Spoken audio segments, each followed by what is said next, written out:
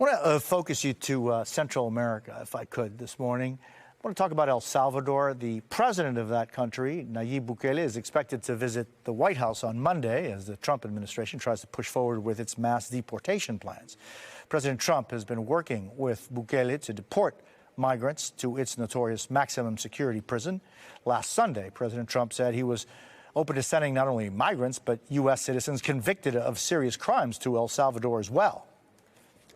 If he would take them, I'd be honored to give them. I don't know what the law says on that, but I can't imagine the law would say anything different. If they can house these horrible criminals for a lot less money than it costs us, I'm all for it. But I'd only do according to the law.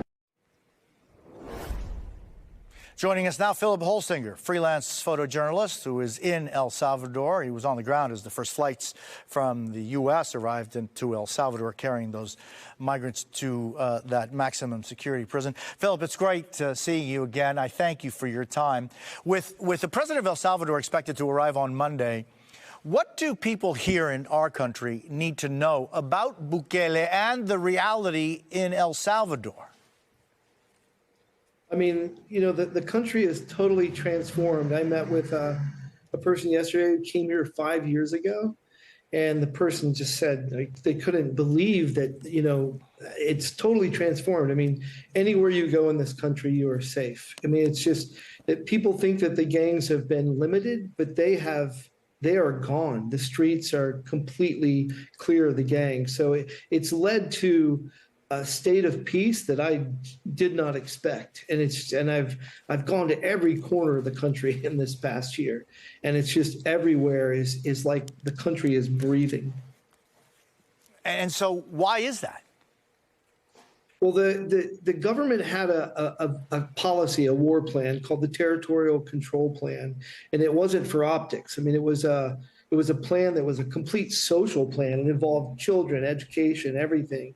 And that plan, I believe, is what is the foundation of the peace that they have. But the peace is the fact that one, crime has just fallen off a cliff here, but before, the way people describe their life here is that they were in prison, and sort of the way that the president has put it, and I think it's a fair way to put it, is that before the gangs had the entire country in jail.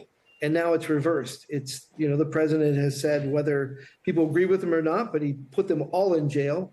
And now the population is, out of prison, essentially. Philip, I love and I applaud your photos. You've taken so many wonderful, beautiful photos in El Salvador. I want to highlight two photos from your work. One of them shows, and we can see it on screen, children and their smiles. And the other one is of a woman laughing. And Philip, I think that, this kind of highlights what you were talking about. And I think, Philip, I lived there, as I told you last time. I was there 84, 85, and 86. And I remember... It is still amazingly beautiful. I remember the difficulty of children smiling because at the time there was a war, and I remember how devastating that war was for the civilian population. And I'm thinking now that Bukele just last week opened up Surf City 2 in the oriente of the country in Jucuarán.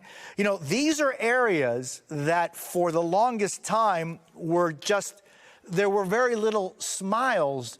And why has that been possible when for decades Jucuarán, I remember Cerro El Monito there in Jucuarán, was a mountain that was just such site of so many massacres and tragedies.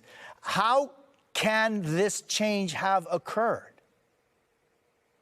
Well, I mean, part of it is a mystery to me, Jose, that this is, I keep saying it, it's the kindest country I think I've ever been in.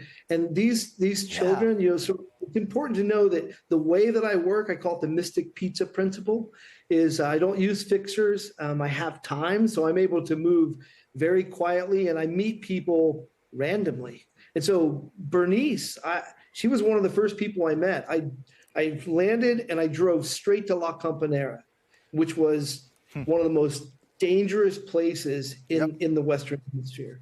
And it turns out, and I just met Bernice randomly, and this woman starts telling me her story, and her story is that her two sons had been arrested under suspicion as being gang members. And she was telling me they're innocent. I know they're innocent. They've never had anything to do with the gangs. So I expected what she was about to tell me was how much she doesn't like the government. But she said the opposite. She said the most astounding thing, which was, if this is the price we have to pay for freedom, then it's worth it, because she said she trusts that justice will be released. And I tried to reach her yesterday, but I haven't verified if the other has been released yet. But it was just astounding to me, her joy. Yeah. Yeah, it's so fascinating. Hey, Philip, thank you. It's really a treat to speak with you. I have such admiration and love for the people of El Salvador. It is one of the most extraordinarily wonderful people on earth. And I have such warm feelings about it, even though I experienced so many difficult moments. Philip, it's great to see you. I thank you for your time.